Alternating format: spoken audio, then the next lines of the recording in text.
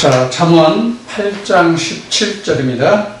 구약성경 917쪽 잠언 8장 17절입니다. 나를 사랑하는 자들이 나의 사랑을 입으며 나를 간절히 찾는 자가 나를 만날 것이니라. 아멘.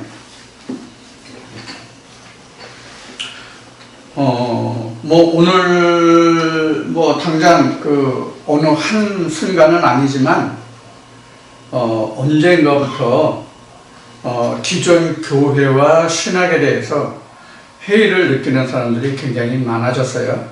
특히 요즘 이제 더 그런 것을 이제 느끼게 되는데, 바로 지금 이제 각종 SNS가 발달해가지고 특히 유튜브가 우리에게 인간에게 미친 영향이 지대하죠. 처음에는 페이스북을 개발한 주커버그인가요? 그 사람을 통해서 페이스북을 통해서 얼굴책이라고 그랬죠. 우리말 얼굴책. 그 페이스북을 통해서 많은 사람들이 소통을 했어요. 물론 이제 자기들의 적성에 맞는 그런 사람들끼리 그런 어떤 동아리, 그룹을 만들어서 그 사람들이 먼 거리에서도 소통할 수 있는 그런 매개체가 바로 이제 페이스북이었죠. 그러다가 요 사이는 카톡이니 밴드인지 딴따라인지 해가지고 엄청 많아졌죠. 거기에 이제 구글에서 유튜브를 제공했어요. 그러다가 또 인스타그램이 또 나왔죠. 그래서 지금 인스타그램을 쓰는 사람들은 많죠. 또 미국의 트럼프 대통령 같은 경우에는 트위터를 많이 하죠. 이런 각종 SNS 전파를 이용한 또는 인터넷을 이용한 그런 가상 공간에서 소통하는 그런 것이 지금 가장 일반화된 아주 극대화된 이제 그런 지금 시대에 지금 우리가 살고 있고 지금 존재하고 있죠. 그래서 많은 사람들이 많은 지식을 접할 수 있는 그런 모멘텀을 제공해 줬어요.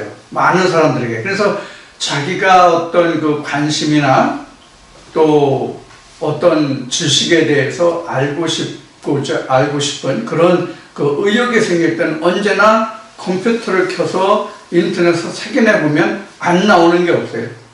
예를 들어서 제 이름이 이태수잖아요. 그러면 저는 시골에 있는 무제랭이니까 안 나오지만은 웬만한 사람들은 이태수라는 이름을 컴퓨터 검색란에 치고 인터를 치면 쫙 나와요. 그래서 세상에 좀 저속한 말이 되겠습니다만 똥견에 끼는 사람들은 다 나오죠. 그 사람 프로필까지 다 나와요. 몇 년생, 어디 출생, 학력은 어떻고, 그 사람 직업은 어떻고, 성형은 어떻고 다 나와요, 지금요. 그래서 지금 이렇게 각종 SNS가 인간이 살아가는 데 있어서 지대한 영향을 미치고 있어요. 그래서 사람들이 어떠한 추세를 흘러가는가 하는 것을 지금 관심 있으면 일목요연하게 지금 시대의 흐름을 캐치해 볼 수 있는 그런 시대가 됐어요. 물론 저 같은 사람이야 그런 것이 있어도 이용하거나 그럴 만한 어떤 그런 위치에 있거나 그걸 필요로 하는 사람은 아니기 때문에 어떤 데이터를 만든다거나 어떤 소스를 찾아서 내가 필요한 어떠한 데이터나 자료는 똑같은 것이지만 어떤 자료를 확보한다거나 그런 것이 별로 필요 없죠. 저 같은 경우는 이제 손바닥만한 땅덩어리를 경작하다 보니까 그런 것을 이제 많이 보고 있습니다만, 농작물에 대한 것을 많이 보고 있습니다만, 여하튼 오늘날 이렇게 많은 지식을 섭렵할 수 있는 많은 공간의 지식들이 지금 떠돌아다니고 있단 말이에요. 가상 공간에.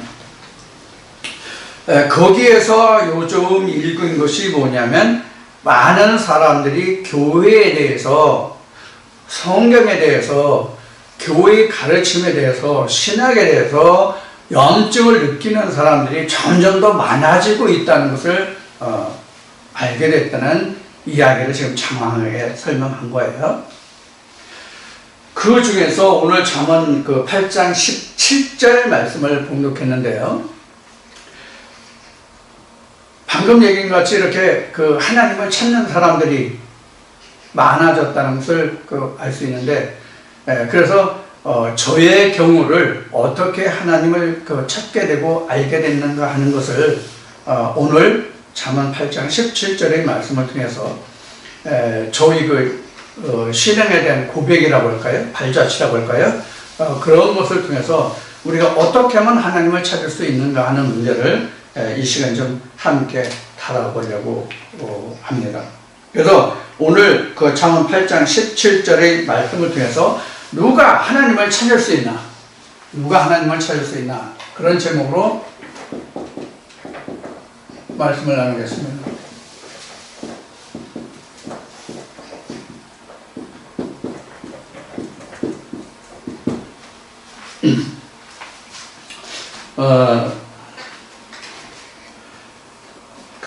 사람들이 교회에 가는 사람은 사실 누구든지 다 하나님에 대해서 알고자 하는 어떤 욕구, 의욕, 그런 생각들이 있어서 교회에 갔다고 아마 생각을 해야 가장 옳은 표현일 거예요. 그냥 심심한데 교회나 다닐까? 이렇게 해서 교회 다니는 사람은 별로 없어요. 저 같은 경우도 생활이 곤고하고 힘들기 때문에 어떤 신에 대한 의존, 그런 생각, 의존감이 그런 생각이 들어서 교회를 찾게 됐어요. 제가 교회에 맨 처음 발을 들여놓은 곳은 시골 국민학교 때, 제 때는 국민학교예요. 지금은 초등학교라고 하죠.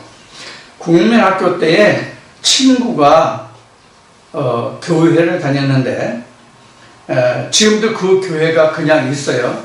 그렇게 성장하거나 그러지 못한 채 그냥 있어요. 그 교회가 그냥 제 고향에 있는데, 교회가 침례교회예요.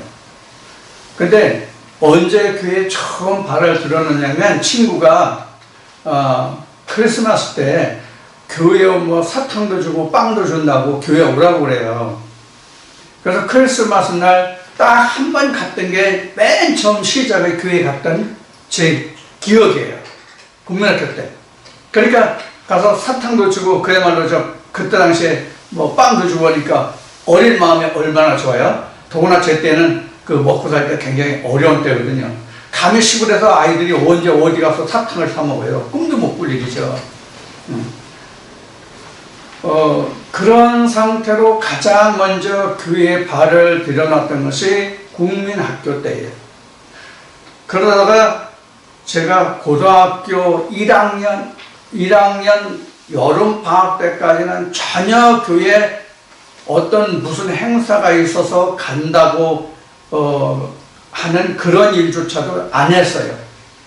교회에서 어떤 행사가 없었던 건 아니죠. 그때는 매년 크리스마스라든가 추수감사절이라든가 이제 지금 알고 보면 그런데, 그런 때 교회에 가면은 먹을 것도 주고 애들이 어울려서 놀 수 있는 것도 있고, 그 다음에 그 교회에서 잘 해주니까 그렇게 해서 이제 교회에 발을 이제 들여놓는 건데, 그런 것마저도 고등학교 1학년 여름방학 때까지는 안 했어요. 그런데 고등학교 여름방학이 끝나고 2학기가 시작되잖아요. 2학기가 시작되는데 철원에서 전학 온 친구가 하나 있었어요. 이제 후에 알게 된 사실이지만, 그 친구의 아버지가 경찰 공무원이었어요. 그것도 대공 업무를 보는 그런 분이었는데, 그 아버지가 근무지가 이제 전부 발령이 나니까 철원에서 근무하다가 서울로 오게 됐어요. 서울 서대문으로 오게 됐어요. 그래서 그쪽에 이사 오면서 제가 다니는 학교에 전학을 오게 됐어요. 그래서 저하고 어떻게 가까이 지내게 돼가지고 교회에 한번 가자고. 그래서 저는 이제 서울에서 혼자 그때 당시는 자취를 하고 있었을 때이기 때문에 교회에 발을 들여놓게 됐죠, 그때. 그래서 한, 1년 반쯤 다녔을까요? 왜냐면, 그때는 교통도 뭐 여의치 않고 시골에 내려가기도 힘드니까 혼자 자취하니까 뭐 토요일, 일요일 날 할 일이 없잖아요. 특히 일요일 날 할 일이 없잖아요. 뭐 공부도 그렇게 열심히 하는 그런 사람도 아니고. 그렇다고 뭐 어디 놀러 다니거나 뭐 구경을 다니면 되는데 가정 형편이 어려우니까 경비가 없으니까 그냥 틀어박혀 있는 거죠. 그래서 이제 그 친구의 그 권유에 따라서 교회에 발을 들여놓게 됐는데 그 교회가 통일교회. 제가 맨 처음에 적을 두고 교회 생활한 게 그때 고등학교 1학년 2학기 때 처음인데 그게 바로 통일교회였어요. 그래서 통일교회는 이제 뭐가 있냐면 그 통일 원리강론이라는 게 있어요.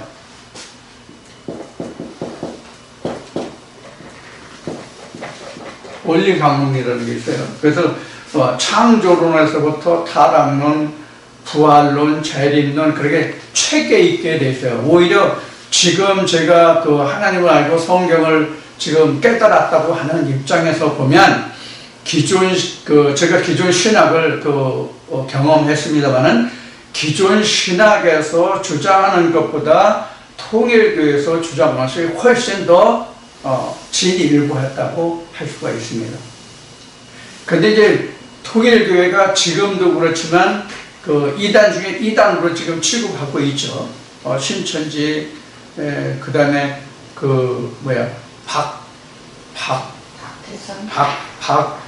박태선 장로교는 옛날에 신앙촌에 있었고 지금 박완수 목사인가 누가 저기 하고 있는 그런 단체들이 지금 기존 기성교단에서 이단으로 정제한대죠. 물론 다른 데도 있어요. 김명순가 무슨 정명순가 하는 그런 데도 있고요. 하늘아버지인가 그러요. 그런 것도 있고요.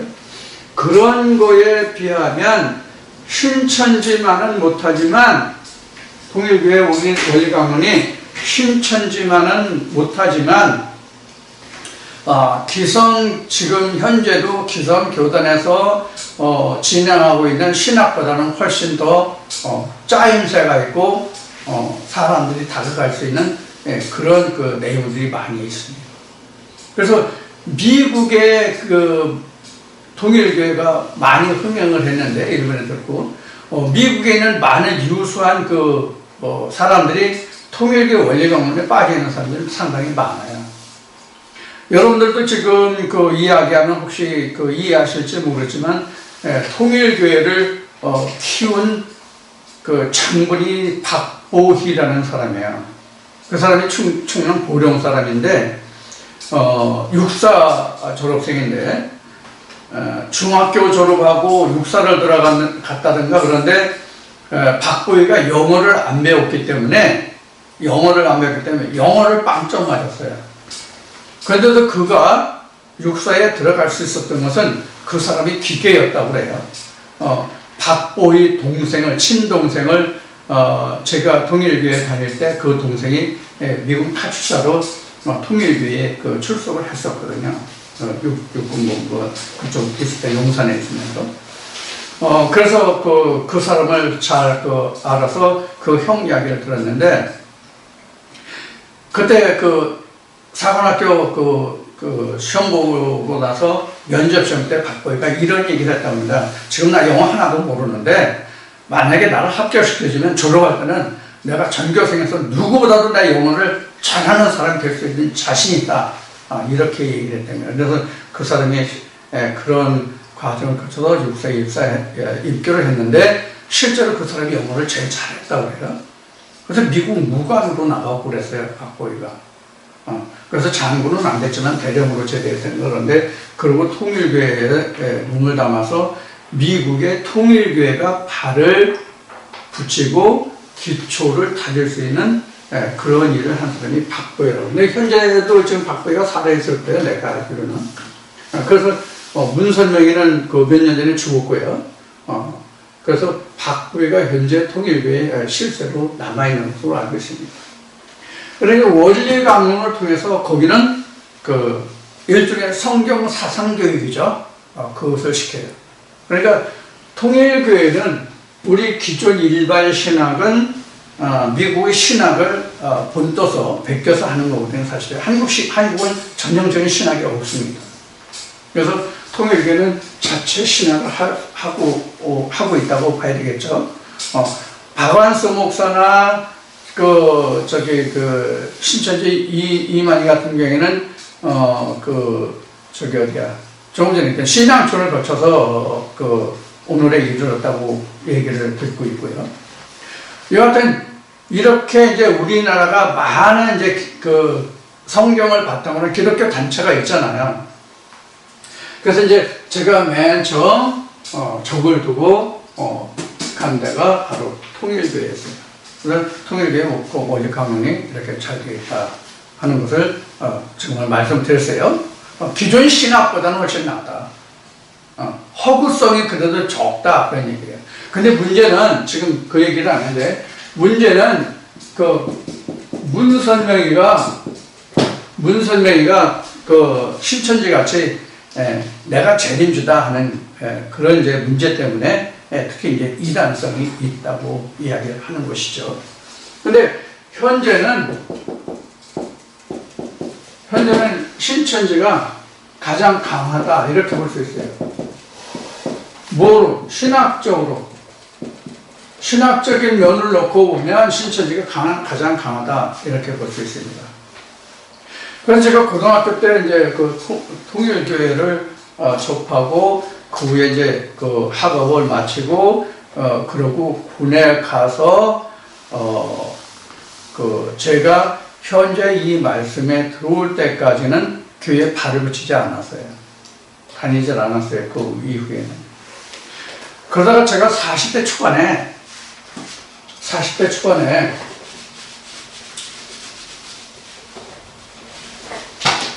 저의 40대 초반에 교회에 발을 들어놓게 됐어요. 그때 당시 생활고 때문에 그랬죠. 좀 잘 씁시다.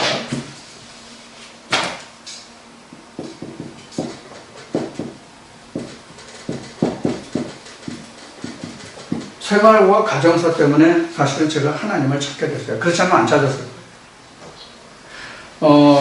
제가 이때 당시에 중동에 플랜트 수출이 있어서 플랜트 수출을 하고 거기에 기계 설치를 하고 기계를 가동하고 그 다음에 공장이 정상화되고 그런 과정까지 2년을 조금 넘게 있다가 왔거든요. 그래서 그때 당시에 제가 좀 경제적으로는 괜찮았었는데 다 탕진해 버렸어요. 누가? 집사람이. 그래서 가정이 파탄났어요. 생활비로 쪼들리게 됐고 가정이 파탄났어요. 그래가지고 제가 내가 신에게 한번 의지를 해봐야 되겠다.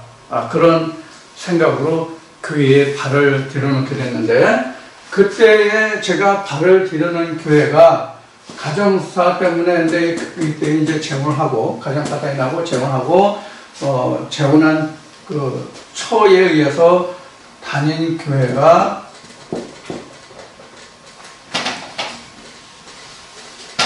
승광교회예요. 승광교회.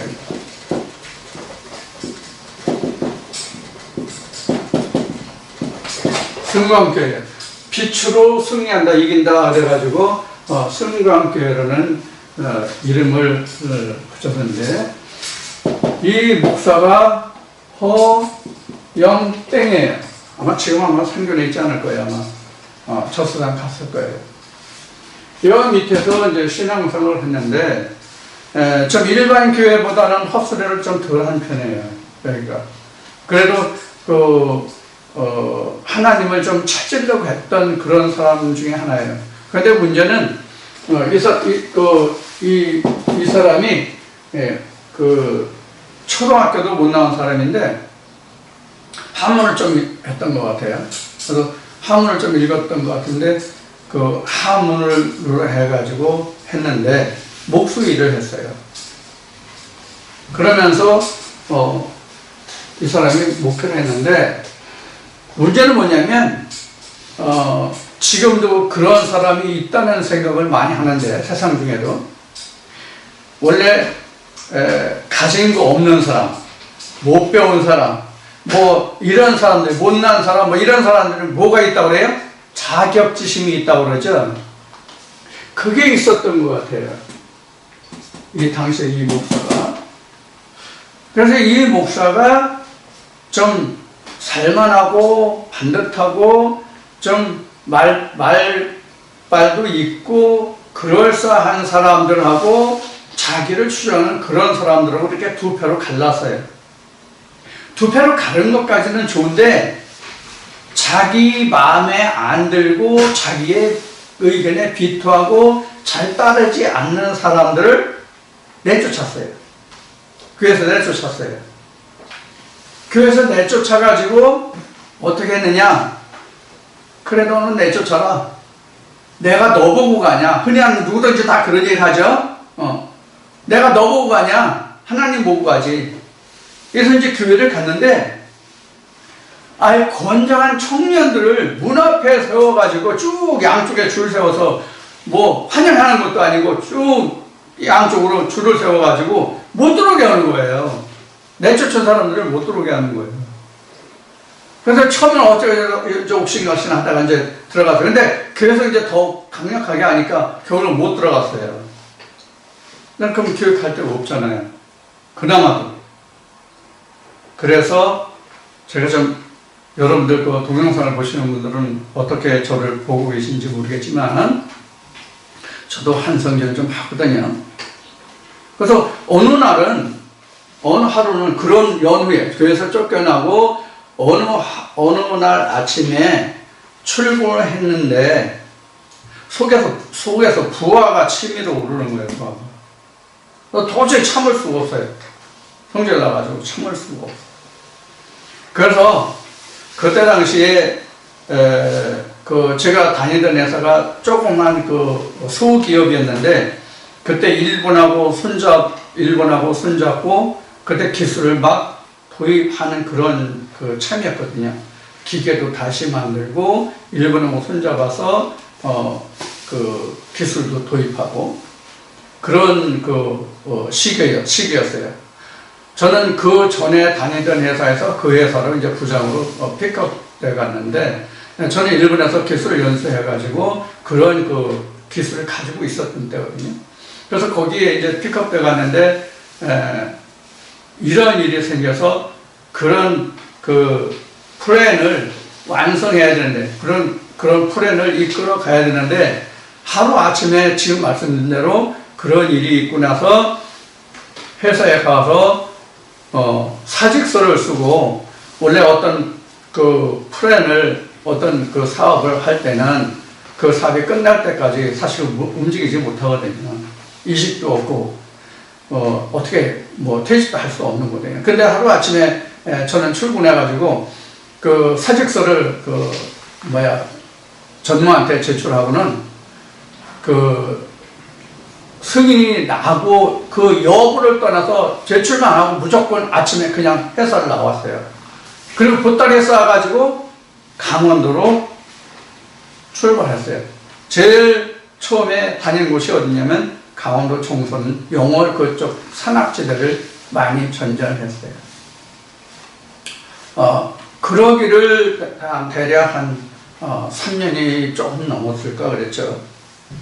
근데 3년을 넘어 그렇게 쫓아다니고 밤도 새워보고 차에서 밤도 새워보고 굶어도 보고 뭐 그런 여러 가지 일을 겪으면서 시간이 그렇게 흘러갔는데 3년이 넘어가도 하나님 하자에 해가 하나도 변함이 없는 거예요.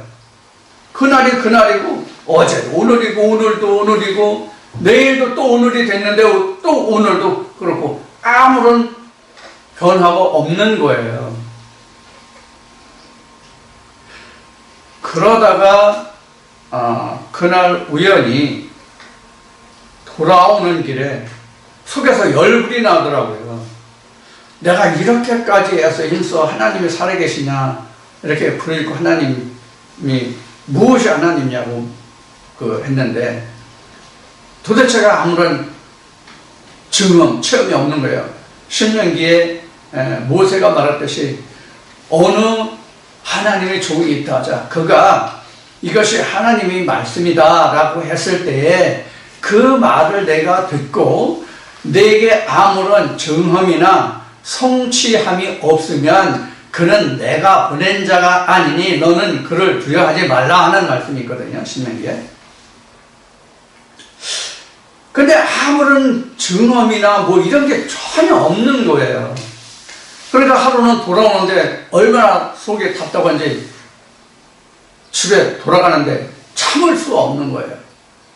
그래서 길을 오다가 돌아오는 길에 길가에 그냥 무조건 차를 세웠어요. 그 장소가 어딘가 하면은 여러분들 그 이효석 그 메밀꽃 필 무렵을 쓴 그 봉평 있잖아요.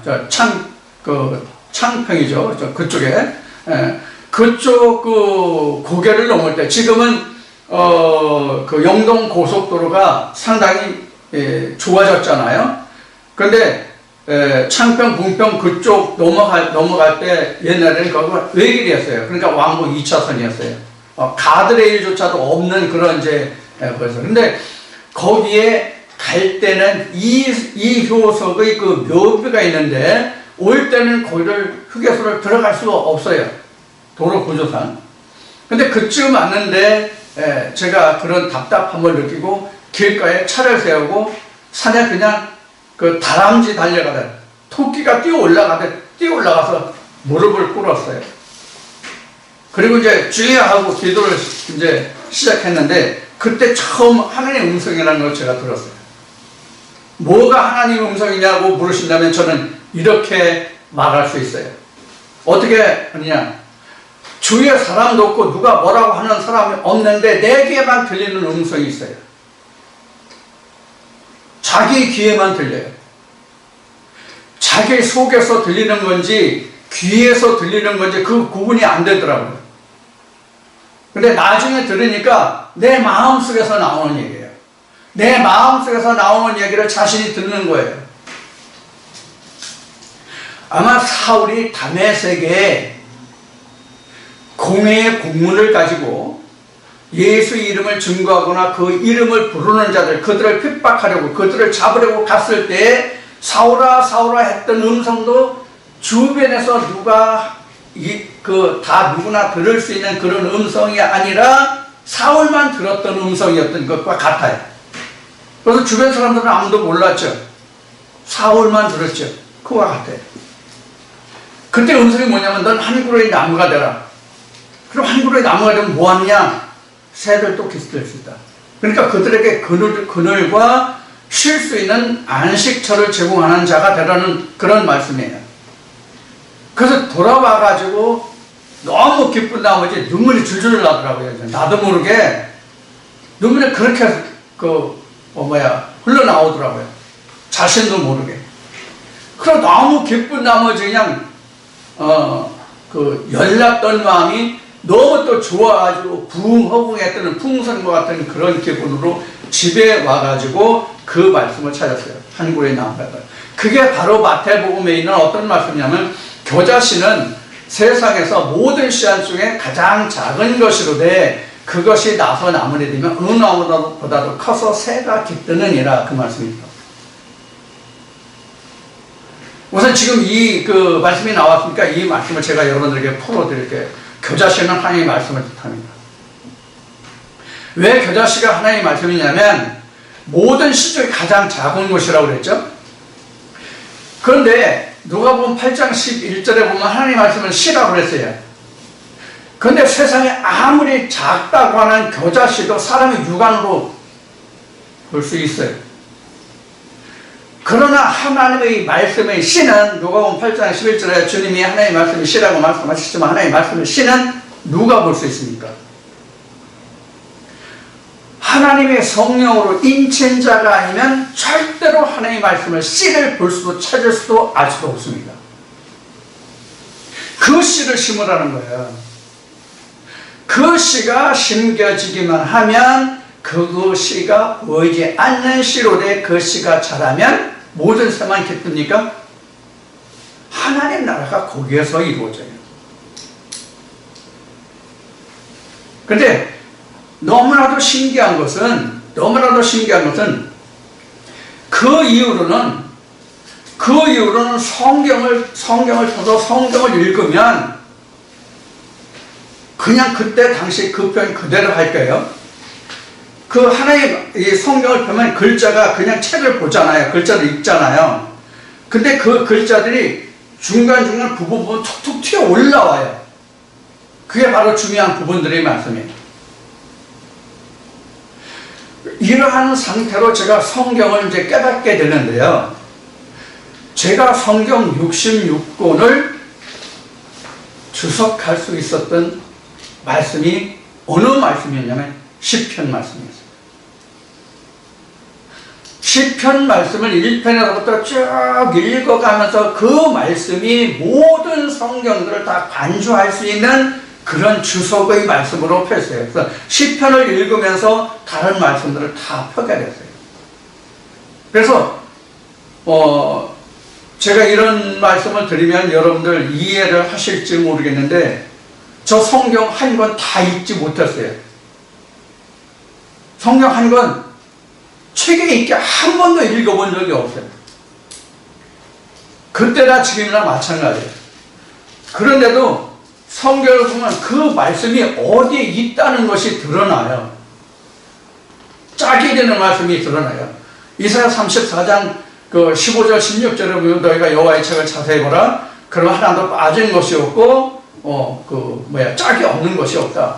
이런 말씀이 나오는데 이것을 기존 신학에서는 신천지에서 이런 말을 하는데 만약에 네가 그런 말을 하면 너는 무엇을 말하는 자? 알레고리인지 갈레고리인지 이런 주의자라고 이야기를 하더라고요. 그런데 성경은 그렇지 않아요.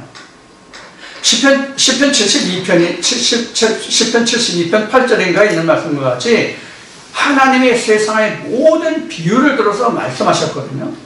예수님이 이것을 다시 와서 풀어주셨어요. 우리가 가장 잘 아는 산상교훈을 우리가 예를 들 수가 있죠. 그래서 예수님이 요한복음 6장을 통해서 내가 너의 이런 말이 영영 생명이라고 그러신 거예요. 이런 말씀들이 엮여져 나오는 거예요. 이런 말씀들이. 그래서 저와 그동안 이 말씀을 함께 공부했던 사람들은 이해하시지만은 지금도 그러지만은 제가 성경 제목만, 성경 구절만 메모하고 노트에다가 이렇게 메모를 하고 참고되는 몇 가지 성구를 찾기는 합니다만 전혀 저는 원고가 없는 상태에서 말씀을 드립니다. 그럼 어떻게 하느냐? 그 말씀과 연결된 것이 내 의지로 이런 성구로 이 말씀을 증거해야 되겠다는 것과 그 말씀을 증거하면서 그때 당시에 성령이 가르쳐 주시는 말씀과는 다르더라고요. 전혀 다르더라고요. 같은 말씀도 있지만 전혀 다른 말씀들이 그 성경을 짝을 맞춰주더라고요. 그러니까 그때 하나님이 말씀하시는 걸 말씀드리는 거예요. 제가 예배 때 말씀드립니다. 그래서 히브리란다. 사도행전 말씀을 보면 또 히브리서 말씀에도 있네요. 그래서 하나님의 사자는 하나님이 부르시는 영들이에요. 하나님이 부르시는 영들이에요. 그럼 뭐가 영이에요? 성경에 영이라는 말이 나와 있잖아요. 뭐가 영이에요? 뭐가 영이냐면 S가 들어갑니다. 스피릿입니다. 이게 바로 영이잖아요. 그래서 생각들이에요. 하나님의 생각들이에요. 그럼 하나님의 생각들이 뭐로 집약되어 있어요? 성경으로 집약되어 있어요. 그러니까 성령이 성령으로 말하는 거예요. 그래서 예수님이 말씀하시기를 뭐라고 말씀하시냐면 하나님이 나를 말씀으로 거룩하게 했다고 말씀하셨죠. 그게 바로 성령이에요. 그게 바로 성령이에요. 그런데 제가 교회 다닐 때, 그 집사 시절에 제가 내어쫓김을 받았는데요. 제가 집사 시절까지 신앙생활 할 때 성령이라는 말을 수없이 들었어요.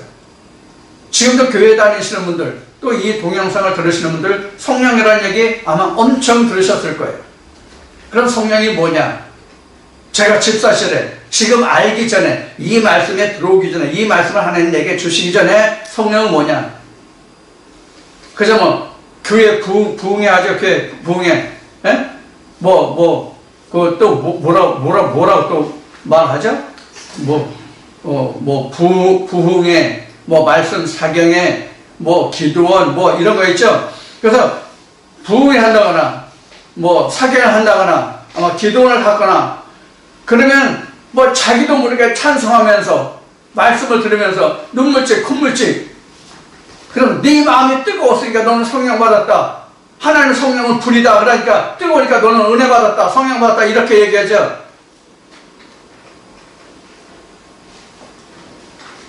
저도 그런 줄 알았어요. 오늘 일요일은 제발 참으세요가 옛날에 나온 노래 가사가 뭐였어요? Never on Sunday죠. 그렇게 말하면 Never on Spirit이에요. 그게 성령이 아니에요. 그럼 뭐가 성령이냐? 제가 기도 때 들은 음성이 뭐였다고요? 한 그루의 나무가 되라. 그래서 쉴 그늘을 줘라. 안식처를 증거해 줘라. 내가 안식처가 되고 내가 그들을 쉬게 하는 나무가 되는 게 아니에요. 그럼 뭐가 돼요? 하나님이 내게 성령으로 풀으신 그 말씀이 그들에게 뭐가 돼요? 겨자씨가 돼서 그 사람들을 그 나무에서 안식하게 해주는 거예요. 그러니까 바울이 참으로 하나 애모로 하나 뭐가 증거된다고 그랬어요? 전파되는 게 뭐라고 그랬어요? 그리스도라고 그랬죠? 근데 이런 얘기를 하면은 지금도 오해하는 분들이 많아요. 뭐라고 어떻게 오해해요? 그래 너만 천국 가냐? 너만 하나님이냐? 그럼 네가 하나님이냐? 내가 하나님이고 나만 천국 가는 게 아니라 그 말씀이 하나님이고 그 말씀이 나를 천국 가게 해주시는 것 뿐이죠. 이걸 이해하라고요. 이거를. 저는 그런 경험을 했단 말이에요. 그럼 제가 다시 앞으로 돌아가가지고 제가 하나님께 구한 것이 뭐냐? 하나님이 계시면 하나님이 무엇인지 내게 알게 해달라는 거였어요. 하나님이 진짜 계시면 하나님이 무엇인지 내게 알게 해주라. 내게 나타나게 해달라. 마치 모세가 하나님이 계신 흑암으로 갔다는 말과 같아요. 그때는 내가 하나님의 흑암이잖아요. 하나님이 내게 드러나지 않았으니까, 하나님이 내게 밝혀지지 않았으니까 하나님의 속성은 빛이고 밝은 것이지만은 내게는 감춰진 자잖아요. 그때 당시만은 내가 하나님을 찾을 때는 하나님이 내게 흑암이었잖아요. 내게 밝혀진 자, 드러난 자가 아니었잖아요. 그러면 하나님만 내게 감춰진 자예요? 나도 하나님께 감춰진 자예요. 왜? 하나님이 내게 없으니까 하나님이 나를 감찰하실 수도 없잖아요. 지금 감찰이라는 얘기가 나오는데, 감찰하면 하나님이 세상 사람 모두를 다 감찰하시는 걸로 알죠? 이것도 네버예요. 왜 네버냐? 하나님이 성령이 있는 자에게만 하나님이 그 사람을 감찰하신단 말이에요.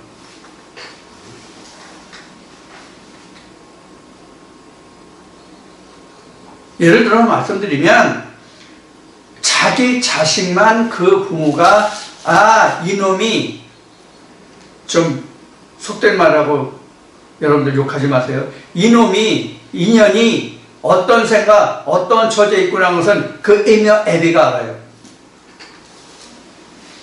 다른 집 그 부모들은요, 절대로 몰라요. 태도만 보면, 이놈, 인연, 지금 어떤 상태구나. 그런 애비가, 얘 뭐 어떻구나. 그러고 그걸 이제 처리해주면 치료가 되는 거죠? 왜 알아요? 내 손으로 낳았으니까 그 마음을 아는 거예요. 내가 키워봤으니까 젖꼭지 물려봤으니까 아는 거예요. 하나님도 마찬가지. 그래서 하나님이 내가 오늘날 이제 10편에 있죠. 내가 오늘 10편 2편에서 내가 오늘날 영을 명하노니 너는 그 진리로 너를 낳아서 너는 내 아들이라는 말씀과 같은 거예요. 그 사람만 하나님이 그 마음을 감찰하시는 거지 세상 모든 사람의 마음을 감찰하시는 하나님은 전지전능하시니까 세계 인구의 누구의 마음도 하나같이 다 아는 그런 하나님이라는 뜻이 절대로 아니라는 거예요.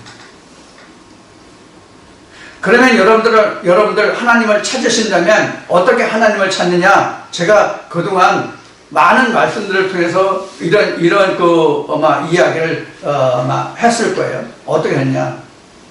제가 전하는 그 말씀들을 통해서 제가 말씀드린 것 같이 무엇이 하나님인가 하는 것을 다시 여러분들 찾으시다는 거예요. 그걸 어떻게 얘기했어요? 떡반죽 그릇이다. 그래서 대사계기를 반드시 해라. 이건 내가 먹어보고 내가 느낀 거고 내가 찾은 하나님, 나한테 말씀하시는 하나님이지 여러분들에게 직접 말씀하시는 하나님이 아니다 하는 이야기가 바로 그런 뜻이에요. 그래서 성경에 이런 말씀이 있나요? 하나님은 모든 인류의 하나님이 되신다. 모든 인류의 하나님이 되신다. 그러나 그 다음 오는 것은 무엇이냐면 그렇지만 누구나의 하나님이 되는 것은 아니다. 모든 인류의 하나님은 되시지만 하나님은 누구나의 것이 아니다 그런 뜻이에요. 내가 하나님을 알고 하나님이 나를 안자가 되었을 때에 예수님이 요한복음 14장에서부터 17장까지 통해서 말씀하신 것이 아버지가 내 안에 내가 아버지 안에 내가 너희 안에 너희가 내 안에 있을 때만 하나님이 나의 모든 것이 되시고 내가 하나님이 소유가 되는 거라는 거. 이거 여러분들이 잊으시면 안 됩니다. 지금 말씀드린 바와 같이 그러면 나는 지금 어떻게 하면 하나님의 온전한 소유가 되고 하나님이 나의 소유가 될 수 있냐는 거예요. 아마 일반 기독교의 신학 박사인지 신학 목사인지 목사님들이 들으면 추풍이 기절할지 몰라요. 하나님을 자기 소유로 한다는 것에 대해서. 아니 감히 하나님을 자기 소유로? 세상의 부모는 자식 소유가 안 되지만 하나님은 절대로 내 소유가 되어야 합니다. 이 말씀을 드릴게요. 왜 그런지를. 하나님이 이스라엘 백성들에게 가나안 땅을 유업으로 주겠다고 말씀하셨죠. 그 가나안 땅 누구 땅이에요? 이스라엘 백성 거예요? 본래는 하나님 거예요. 본래는 하나님 거라고요. 그런데 하나님이 그 모든 유업을 누구에게 줬어요? 이스라엘 백성들에게 주셨죠. 이스라엘 백성들이 신명기에 출애굽기에 모세경에 보면 뭐라고 됐습니까? 주의 백성 이스라엘 이렇게 되어 있어요. 지금도 이스라엘 하면은 중동에 있는 이스라엘을 생각했을지 모르겠지만 하나님의 성호를 부르는 자가 곧 이스라엘이에요. 그러면 지금 이스라엘이라고 말씀드렸잖아요. 그럼 이스라엘은 그냥 교회 다니고 하나님 이름으로 다 이스라엘이냐? 이것도 내 거예요. 어떤 과정을 거쳐야 되느냐? 저같이 하나님을 찾는 과정을 거쳐서 하나님의 실체가 나한테 드러나야만 내가 이스라엘이에요. 그 전에는 내가 뭐예요? 야곱이에요. 야곱이라고요. 야곱이 어떤 놈이에요? 야곱이 어떤 놈이에요? 사기꾼이에요. 도둑놈이에요. 형껏 다 가르친 도둑놈이에요. 이뜻은 언젠가 이제 다시 한번 말씀드리겠지만 이제 너무 장황해지니까. 천국의 본래 내 것이 아닌데 하나님이 것을 내가 도둑질하는 거예요. 야곱이 자기 흠값만 도둑질했어요? 자기 외삼촌 라반의 집에 가가지고 그 양치기인지 뭐 염소치기인지 하면서 얼마나 교활하게 자기 재산을 들려갔습니까? 여러분들 그럼 야곱은 좋은 놈이에요, 나쁜 놈이에요? 나쁜 놈이죠. 표면상에 나타난, 문자적으로 나타난 그 뜻을 보면 완전히 도둑놈 중에 도둑놈이에요. 형 것도 훔쳐가, 처음에는 팥죽 한 것으로 시작해서 장작권 훔쳐가, 외삼촌 집에 가서 양 그 수많은 걸 깨부려가지고 경매할 때마다 자기 양이 되는 그런 트릭을 썼잖아요. 얼마나 사기꾼이에요. 이거 답만 말씀드릴게요. 여러분들 하나님의 소유를 이렇게 만드세요. 하나님의 소유를 여러분들이 것으로 야곱같이 만들라고요. 이것을 하나님은 기뻐하신다니까요. 하나님 나라를 내가 훔쳐오는 것을 아버지는 기뻐하신다고요. 그래서 천국은 침나는 자의 것이에요. 천국이 어디예요? 아버지의 나라잖아요. 하나님 나라잖아요. 그래서 침노하는 자의 것이라고 하는 말씀이 바로 그런 뜻이에요. 아버지 걸 훔쳐서 내 땅 만드세요. 내 소유로 만드세요. 야곱과 같이.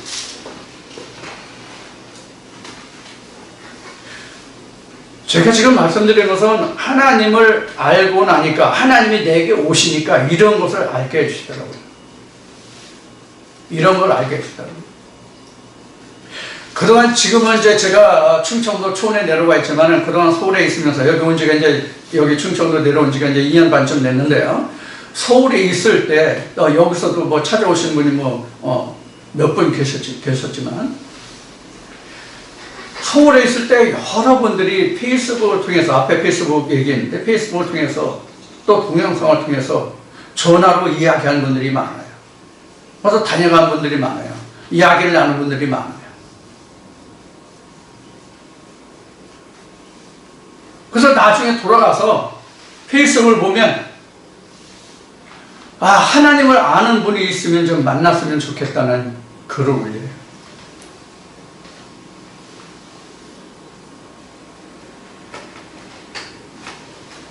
그래서 예수님이 들을 귀와 보는 눈을 말씀하신 거예요. 이스라엘 백성들이 왜 멸망했습니까? 보는 귀, 듣는 귀가 없어서 그랬어요. 제가 많은 동영상에서 이런 이야기를 했죠. 오늘날 하나님을 찾는 사람들이 많은데 각자 자기표 하나님을 찾더라 하는 얘기예요. 각자 자기표 하나님. 자기가 알고 있는, 자기가 가지고 있는, 자기가 생각하는, 자기가 요목요목 정리해 놓은 그런 하나님을 찾으려고 하는 사람들 뿐이 없어요. 그럼 하나님은 어떻게 말씀하십니까? 야, 그런 거 다 내버려. 그런 거 다 내버리고 네가 빈털터리로 내게 와. 빈털터리로 내게 와. 하나님은 그렇게 말씀하시는 거예요. 성경에 그 해가 안 틀리고 제가 말씀드린 그대로 된 성경 구절 혹시 여러분들 아시나요? 빈털터리로 와. 모두 다 버리고 빈털터리로 와. 이렇게 써놓은 성경 구절 혹시 보신 적 있나요? 그럼 이 말씀을 누구 하셨냐? 예수님이 하셨어요. 뭐라고? 나를 따르려던 십자가를 지라. 누구 십자가? 예수님의 십자가? 오늘날 교회에서 목사들이 예수님이 십자가를 다 지셨으니까 너는 질 필요 없다? 너를 위해서 예수님이 죽으셨다? 너는 그냥 믿기만 하면 나 된다? 이랬죠? 근데 예수님은 뭐라고 그러셨어요? 내 십자가를 지는 게 아니라 예수님이 지신 십자가를 지라는 얘기가 아니라 내 십자가를 지라고 말씀하셨잖아요. 내 십자가. 그게 바로 탈탈 털고 십자가를 지고 오라는 얘기예요. 그럼 십자가가 뭐 의미해요? 우리가 통상 십자가라고 하면 자기 자신의 죽음이라고 얘기하죠? 그것도 틀린 말은 아니에요. 자기 자신이 죽는다는 것도 틀린 말은 아닌데 무엇이 죽느냐는 거예요. 이거 이제 다음 시간에 나눌 말씀으로 굉장히 오늘 이제 중복이 많이 될 텐데, 자기 자신이 죽는다는 얘기는 자기가 가진 모든 지식을 내려놓으라예요. 이게 자신이 죽는 거예요.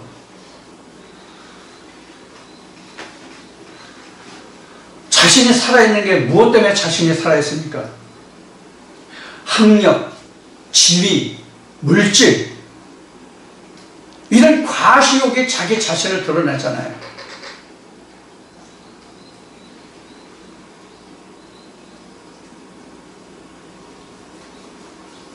클레오파트라가 자랑할 게 뭐 있었어요? 양귀비가 자랑할 게 뭐 있었어요?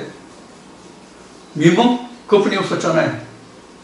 나머지는 뭐예요? 제가 알기로는 그 나머지는 시기, 질투, 허영심.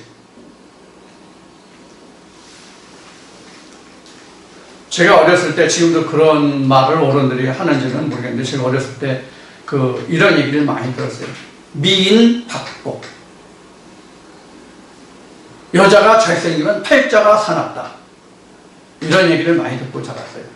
다 그런 건 아니지만 일반적인 얘기일 거예요, 그게.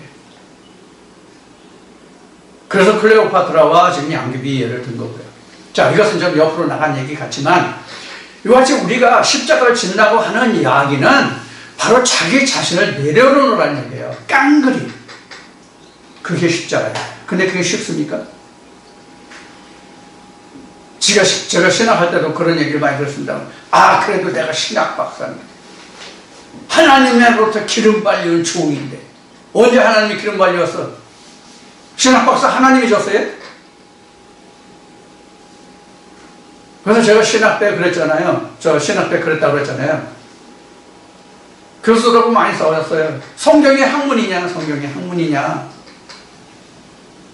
제가 목사 안수 받고 나서 다시 따졌어요. 다시 따졌더니 그때 마지못해 얘기하더라고요. 성경은 학문이 될 수 없다. 성경 학문 아닙니다. 성경은 배워서 아는 것이 아니라 제가 지금까지 말씀드렸던 것 같이 하나님의 신의 부음을 받아야 되는 거예요. 그건 예수님이 말씀하셨잖아요. 모세가 그랬잖아요. 엘리야가 그랬잖아요. 우리가 성경에 이제 뭐 다윗이나 다니엘이나 뭐 욥이나 이런 그 사람들을 하나님이 거론하시는데, 내 앞에 욥이 있다 하자, 다니엘이 있다 하자, 다윗이 있다 하자, 그들이 아무리 내게 구해도 그들은 그들만의 구원이지 다른 사람은 내가 듣지 않을 것이다. 이런 말씀이 이제 나오죠. 이와 같이 이제 하나님이 욥이나 다윗이나 다니엘을 거론하시지만, 또 다니엘은 이런 말씀도 나와요. 내가 다니엘보다 지식이 높아서 지혜가 많아서 뭐 어쩌고 저쩌고 성격이 뭐 어쩌고 저쩌고 뭐 이래서 한다는데 너는 하루아침에 멸절을 당하리라. 이런 말씀 이제 이렇게. 이런 자기 지식이나 자기 지위나 가진 어떤 그 사회적인 남보다 더 있는 그런 것을 가지고 자랑하는, 지금 이제 미모를 가지고 얘기도 했습니다만, 그런 것을 가지고 자기를 과시하고 드러내려고 하지만 그것을 죽이라는 얘기예요. 그런 거 다 털어놓고 라는 얘기예요. 이게 누가복음의 부자와 거지 나사로로 해서 거지를 이야기한 거예요. 거지같이 되라는 얘기예요. 세상의 거지가 아니라 하나님 앞에 거지가 되라는 얘기예요. 그럼 하나님이 채워주신다. 무엇으로? 하늘의 것으로.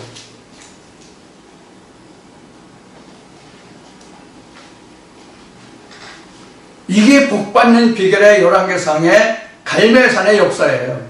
사로앗 과부의 예예요.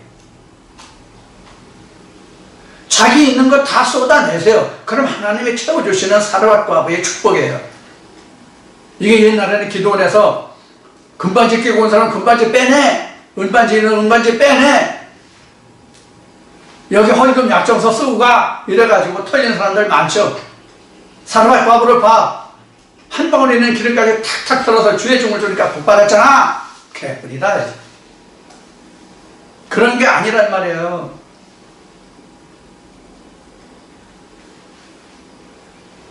땅의 복은 받을 수도 있고 못 받을 수도 있어요. 말라기 3장에 기록된 11조에서 하시는 말씀과 같이 하나님은 시험하라고 그러잖아요. 뭐를 통해서? 11조를 통해서. 저는 하나님이 복 부어주시는 하나님을 저는 체휼하고 믿습니다. 제가 겪었기 때문에.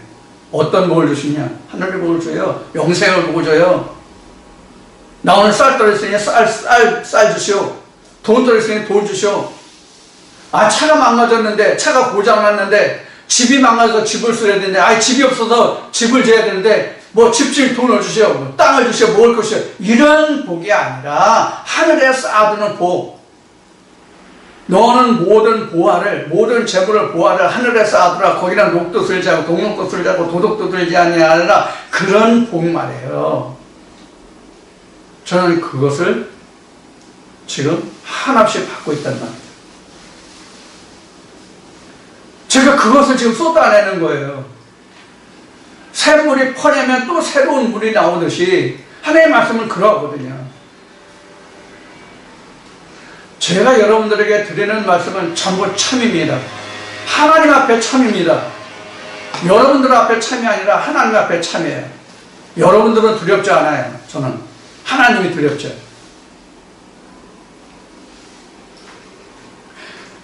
제가 겪고 제가 아는 하나님, 저와 함께 하신 하나님이 오늘 저희 말씀을 통해서 여러분들에게 함께 하시기를 기원하는 바입니다. 그래서 제가 이렇게 있는 거예요. 그래서 제가 처음 이 말씀을 받고 목회를 시작했을 때 가정에서부터 시작했어요. 집 식구들부터 가정 목회를 시작했어요. 그러다 사람이 30명, 50명 되니까 집에서 모여서 할 수 없어서 장소를 빌려서 교회를 시작해서 오늘날에 이른 거예요. 그때 당시에 제가 하나님께 이렇게 소원했어요. 하나님, 그때는 제가 직장에 다니면서 목회를 했으니까 하나님이 만약에 제게 하늘의 복을 주셨는데 세상의 물질도 제게 부어주시면 그 물질을 가지고 내가 아버지 일 하겠습니다. 그렇게 하나님께 소원했어요. 그런 그 연위에서인지는 몰라도 제가 직장은 그렇게 뭐 튼튼한 직장이 아니고 큰 직장은 아니었지만 제가 1년에 교회세를 1,000만 원씩 인상을 했는데 그걸 제가 혼자 다 감당했어요. 교회 처음 얻을 때도 그 교회 성도가 500만 원을 했는데 나중에 200만 원인가 얼마를 돌려줬는데 200만 원, 300만 원 돌려줬는데 이거 내가 하나님께 드린 거니까 내가 안 받겠어 그래서 교회 자금으로 이제 쓴 적이 있는데 그거 말고는 하나도 보탬 받을 게 없어요. 그렇다고 교회 식구들이 헌금했어요. 그런데 교회 운영비에 비하면 턱도 없이 적었어요. 제가 그때 당시에 그랬거든요. 성도들한테. 여러분, 헌금에 신경 쓰지 마십시오. 헌금은 안 하셔도 좋습니다. 그런데 안 하시는 것보다 하는 게 낫죠. 하시는데 1,000원짜리 100원짜리도 좋습니다. 제 증인이 있어요. 그래서 100원짜리 500원짜리 오면 자랑해서 이 헌금 하신 분 마음이 크다고 제가 자랑한 적이 있어요.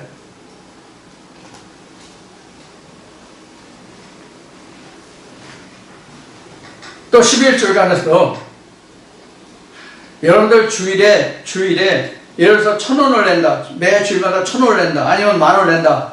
그러면 1,000원 내면 500원 내고 10,000원 내면 5,000원 내서 그 나머지를 11조로 드려라. 예를 들어서 한 달에 이제 4주라고 하면 4번 교회 다 나온다면 주일에 그냥 올 수 없어서 10,000원 헌금했다. 그럼 그 중에서 5,000원씩 떼가지고 그 나머지는 11조로 들어요. 그러면 그 사람이 더 내요? 총액이 40,000원 뿐이 안 돼요. 똑같아요. 근데 그걸 못하더라고. 근데 이상한 것이 그때나 지금이나 그래도 생활적으로 세상적으로 여유 있는 분들은 한 분도 이 말씀 앞에 오는 분이 없어요.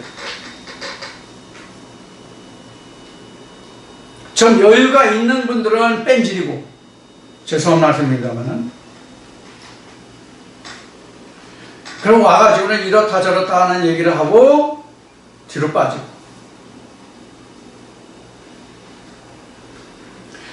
그래서 제가 어떤 얘기를 했냐면 한국에 관해서는 이렇게 교육을 했어요. 어떻게 교육을 했냐면, 여러분들 하나님 앞에 예물을 드리고 싶은 마음이 있는데 내가 없어서 못 드리면, 그때는 헌금함이 있었어요. 그냥 흔히 하는 말로 매미채라고 그러죠. 매미채 돌리지 않고 그냥 헌금함이 그렇게 있었어요. 교회에 있던 자리에 갔는데 거기 헌금함이 있더라고요. 큰 게. 그래서 그 헌금함이 있는데 여러분들이 헌금을 드리고 싶은데, 예물을 드리고 싶은데 드릴 예물이 없으면 빈손으로라도 헌금함에 손을 놓아라. 물질을 못 드려도 제 마음을 드립니다. 헌금을 놓아라. 손을 놓아라. 이러한 습관이 나중에 여러분들이 형편이 돼서 예물이 생겼을 때 하나님께 예물을 드릴 수 있는 힘이 생긴다. 그래도 안 하더라고요. 그래서 제가 11절에서 많이 강조한 말씀들이 3편인가 있을 거예요. 동영상 중에. 그런데 어떤 사람은 이런 얘기를 하니까 이런 토를 달아요. 있는 그대로 표현할게요. 저 새끼 저거 교활한 방법 없었다. 아주 헌금하게 한다고. 이런 식으로 얘기하는 사람들이 있었어요. 작정하고 헌금을 더 뜯으려고 11조를 뜯으려고 교활하게 얘기한대요. 하나님이 아십니다. 하나님.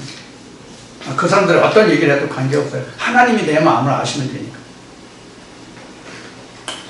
자, 이와 같이 우리가 하나님을 안다고 하는 것은 내가 요구하는 바, 내가 생활이 어려우니, 내가 직장이 어려우니, 제가 저희 가정 얘기를 했던 것 같이 가정이 어려우니, 그거에 대해서 하나님이 해결해 주십시오 하고 하나님을 찾는 그런 하나님은 백날 천날 내가 1000년을 사는 수명을 가지고 태어났다 하더라도 그렇게 부르지만 하나님 찾지 못합니다. 절대로 못 찾습니다. 하나님. 그래서 오늘 인용한 말씀이 잠언 말씀이에요. 나를 찾으라. 나를 찾는 자, 나를 선한 자, 나를 찾는 자에게 내가 나타나리라. 하나님이 누구냐? 하나님 아니기를 원한다고 부르짖으란 말이에요.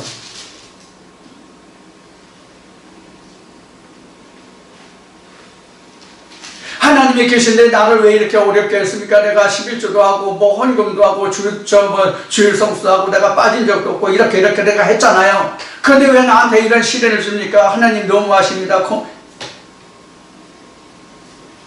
그렇게 하나님을 찾지 마시고 하나님이 어떤 존재냐? 무엇이 하나님이냐? 이렇게 해서 하나님을 맨 먼저 알게 하신 말씀이 뭐냐면 요한복음 1장 1절이에요. 아, 성경이 하나님이시구나. 그럼 하나님이 어떻게 일하십니까? 예수님이 말씀하신 대로 하나님은 뼈와 살이 없어요. 영이시라고. 그럼 하나님이 일할 수 있어요? 없어요? 못해요. 그럼 하나님이 어떻게 일하십니까? 말씀이 육신을 입게 해서. 이게 진리로 내가 오늘 너를 낳았다. 그래서 앞에 말씀드렸듯이 하나님의 영은 하나님이 부리시는 영, 그 일꾼이에요. 그게 천사고 사자예요. 저 같은 사람. 제가 이 말씀을 드려서 여러분들에게 꼭 강조해서 말씀드리고 싶은 것은 제가 어떤 말씀을 드리든지 간에 그 말씀은 참여 하나님이십니다. 그 말씀을 따라서 여러분들도 그 말씀의 깊이로 들어가면 제가 아는 하나님을 여러분도 아실 수 있고 그런 하나님이 저를 찾아오신 것 같이 여러분에도 그런 하나님이 찾아가실 겁니다.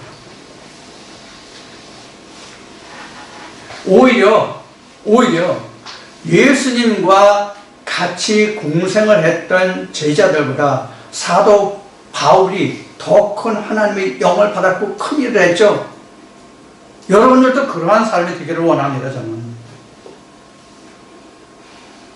예수님이 스승과 같으면 제자가 스승과 같으면 더 바랄 게 없다고 말씀하셨잖아요. 그 예수와 같이 되면요 세상의 가르치면 스승보다 나아야죠. 그래야 사회가 발전하고 사회가 더 부강해지죠. 그러나 성경의 가르침은 예수와 같은 자리까지만 가면 돼요. 그 이상도 그 이하도 없습니다. 성경. 자, 이와 같이 우리가 오늘 하나님을 찾는다고 하는 자는 많지만, 중복되는 이야기지만, 자기 마음에 합하는 하나님을 찾지 마시고 하나님의 뜻에 내 마음이 합할 수 있도록 해야 합니다. 지금 한 얘기를 잘 귀담아 들으십시오. 내 마음에 합하는 하나님을 찾지 말고 하나님의 마음에 합하는 내가 되라는 얘기예요. 그런데 우리는 내 마음에 합하는 하나님을 찾습니다. 내 마음에 합하는 하나님을 찾아요.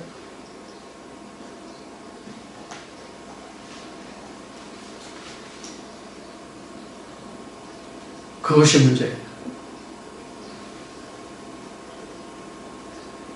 이렇게 해서 성경을 볼 때, 즉 하나님을 만날 때 하나님을 통해서, 즉 성경을 통해서 여러분들에게 답을 제시할 수 있는 그런 하나님을 찾으시라는 얘기예요. 어디에서 하나님을 알게 해달라고, 하나님을 알게 해달라고, 하나님의 무엇이 하나님이냐고 기도하셔도 관계없습니다. 저 같은 경우는 강원도 일대를 헤맸지만은, 정선과 영어를 헤맸지만은 그러실 필요가 없더라고요. 자, 오늘 좀 장황하게 말씀드린 것 같은데, 제가 이 시간을 통해서 말씀드린 것은 왜 말씀드리냐면, 지금도 그러한 분들이 있어서 말씀드린, 이게 이제 오늘 이 말씀을 드리게 된 이제 시작인데, 저에게 찾아왔던 어느 목사가, 지금 그 하나사랑교회 목사입니다. 현재원 목사라고. 나를 가르쳐주는 그 사사가 누구냐 하는 거예요. 지금도 저한테 묻는 분이 있어요. 목사님 누구한테 배웠어요? 누가 가르쳐줬어요? 저 없습니다. 저는. 증인도 있지만 저를 가르쳐주시는 하나님과 예수와 성령 외에 없습니다. 자신있게 하나님 앞에 고백하거니와 하나님이 예수가 저의 스승이십니다. 다른 아무도 없습니다. 여러분들도 지금 제가 말씀드린 그런 방법으로 하나님이 무엇인지, 하나님이 어떤 분인지, 하나님을 찾으면 여러분들도 그런 하나님이 찾아오실 겁니다. 분명히. 그런 잠언 8장에 있는 말씀이 그래서 전해요. 그래도 여러분들이 제가 전하는 말씀이 귀에 들어오든 마음에 들어오든 눈에 들어오든 그렇지 아니하든지 간에 여러분들이 그래도 나름대로 하나님이 무엇인지 어떤 것이 하나님인지 찾으셨기 때문에 이 말씀을 듣게 되었다고 생각하시면 100% 옳습니다. 그렇지 않은 분들은 오늘도 자기가 있는 자리에서 엉덩이 깔고 주저앉아 있습니다. 저는 이것을 안주하고 있다 이렇게 얘기했습니다. 안주하는 자에게는 하나님이 없습니다. 절대로 없습니다. 광야를 방황해야 됩니다. 누구같이? 엘리야같이. 그래서 광야에 외치는 자의 소리, 광야에 부르짖는 자의 소리가 있어야만 하나님이 응답하셔요. 그래서 하나님의 성경이 이렇게 얘기하죠. 너는 내게 부르짖으라. 그러면 내가 응답하겠고. 그런데 어떻게 부르짖느냐가 문제예요. 하나님 나 쌀 없으니, 돈 없으니, 직장이 없으니, 실직했으니. 그래서 제가 하나님께 소원한 대로 직장 다니면서 그래도 벌이가 좋아서 그렇게 교회를 운영하고 교회에 다 쏟아붓다 보니까 가정이 또 깨졌어요. 2번 깨졌어요. 그래서 제가 오늘날 여러분들에게 후원을 해주십사 하고 당부드리는 거예요. 염치 불구하고. 그전에는 안 그랬어요. 지금 후원해 주신 분이 뭐 3분이 안 계시지만 그분들의 손길을 굉장히 저는 감사히 받고 있습니다. 그래서 언젠가도 말씀드렸듯이 저는 그분들께, 다른 분들도 마찬가지로 그분들이 그 헌금이 헛되지 않기를 바라는 마음이 뭐냐면 저와 같이 되는 겁니다. 사도 바울이 고백했던 것 같이 내가 영어의 묶인 것 외에는 너희도 나와 같이 되기를 원하노라. 그렇게 했은 것 같이 헌금을 물질을 물질로 후원해 주시는 분들이나 그렇지 않는 모든 분들이 다 저와 같이 되기를 원합니다. 근데 저도 솔직히 인간이여 속물인지라 저에게 손길을 보내주시는 분들에게 마음이 더가는 것은 사실입니다. 이것도 하나님 앞에 또 이 동영상을 들으시는 형제 여러분들께 사심 없이 숨김없이 솔직히 말씀을 드립니다.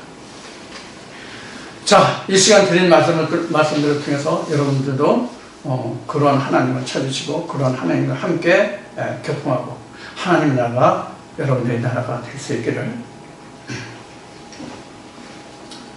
제가 진심으로 여러분들에게 부탁을 드리고 하나님께 기원합니다. 그래서 여러분들과 제가 일생에 얼마나 남아있어서 이 말씀을 전하다가 아버지 품에 갈지 모르겠지만 그동안 제가 살아있는 동안 그동안 하나님께 제가 보냈던 말을 성실히 수행할 테니까 여러분들이 이 말씀을 잘 따라오시고 하나님을 은혜하면서 함께 하시길 다시 한번 축원드립니다. 감사합니다. 다음 시간에 다시 만납니다.